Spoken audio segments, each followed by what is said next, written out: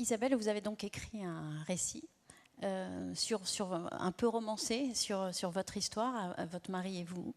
Est-ce que vous pouvez nous dire quel message vous souhaitiez passer aussi en cette année 2014 autour des lois bioéthiques notamment?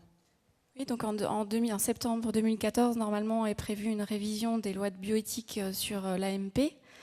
Donc voilà, ça va être au sujet de l'actualité. On va beaucoup en parler dans les médias. On va surtout parler de l'ouverture ou non de l'AMP aux couples de femmes. Et on risque d'oublier dans le débat que pour cette ouverture de l'AMP, il faut qu'il y ait des dons de gamètes, des dons de sperme en l'occurrence, des dons d'ovocytes aussi. Et il y en a très peu en France, il y en a beaucoup moins que la demande actuelle. C'est pour ça que beaucoup de femmes, beaucoup de couples partent actuellement à l'étranger. Et donc voilà, ça va beaucoup débattre autour de ce sujet de l'ouverture de l'AMP aux couples de femmes. Et on va oublier que le don, il n'y en a pas assez en France. Et on n'est pas allé en Espagne parce qu'on avait envie d'aller au soleil, puisqu'on a juste fait un aller-retour. C'était rapide, c'était vraiment parce que en France, c'était trop compliqué.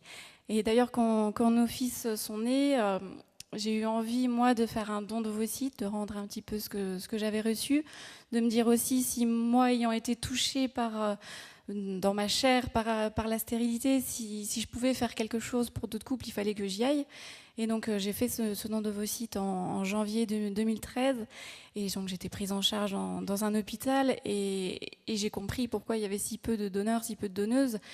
Les médecins, enfin les équipes dans les hôpitaux ont tellement peu l'habitude de faire des dons qu'on ne savait jamais dans quelle salle d'attente me mettre, qu'on ne savait pas quel dossier il fallait prendre. Un jour, il fallait que je me présente sous mon nom, le lendemain sous mon prénom, le jour d'après sous le pseudonyme Madame X 2012. Voilà, il y avait aucune cohérence dans la prise en charge de ce don parce qu'il n'y a pas suffisamment de donneurs, pas suffisamment de donneuses et qu'il n'y a pas l'habitude. Ce que tu dis, être donneur, c'est compliqué en France aujourd'hui? Pour les dons de sperme, c'est assez simple, bien que pas très agréable pour les hommes. Pour les dons d'ovocytes, oui, c'est compliqué. C'est quand même une intervention qui se fait généralement sous anesthésie générale, après un long traitement, beaucoup d'examens, des échographies, des prises de sang. Donc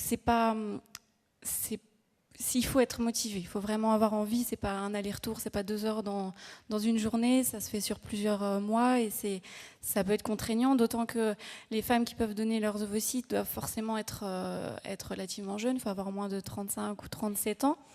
Jusqu'à présent, elles doivent avoir des enfants. C'est en train de changer, ça, non? C'est en train de changer. Une loi est passée pour que des femmes sans enfants puissent donner. Les décrets d'application ne sont pas encore sortis à l'heure actuelle. Et en tout cas, voilà, souvent ce sont des femmes qui ont des enfants en bas âge, donc ça demande une organisation particulière pour faire le don. Mais à la fois, c'est pas grand-chose à côté de ce que ça apporte. Je pense que voilà, le matin où on se lève et on rentre chez soi le soir en disant j'ai donné un petit quelque chose qui va donner de la vie, qui va donner du bonheur. On n'a pas l'occasion de faire ça tous les jours. Donc c'est un vrai engagement pour les femmes qui le font, ça c'est sûr. Merci.